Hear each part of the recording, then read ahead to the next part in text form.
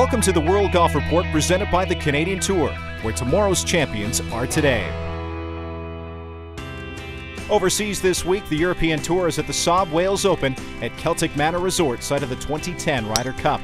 After a playoff win at the BMW Championship at Wentworth, newly minted world #1 Luke Donald is at the Memorial in Dublin, Ohio. So is last week's winner on the PGA Tour, Keegan Bradley, fresh from his maiden victory at the HP Byron Nelson in Houston.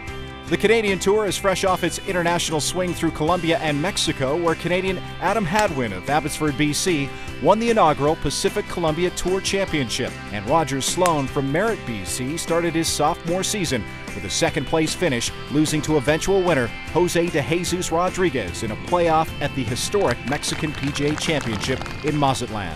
Coming up next on the World Golf Report, highlights from the 2011 Mexican PGA Championship. This segment brought to you by Mazatlan Tourism.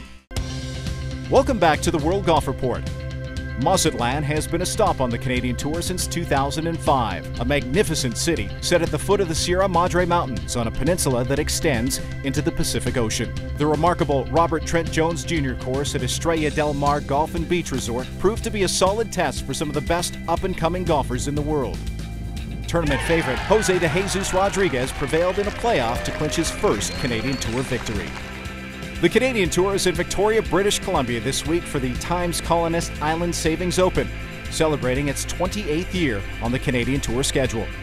Check out next week's edition of the World Golf Report for highlights. For live scoring and tournament details, please visit cantour.com. This segment of the World Golf Report is brought to you by Mazatlan Tourism. Visit mazatlan.com. The World Golf Report is brought to you by the Canadian Tour. Follow us on Twitter @CanTour.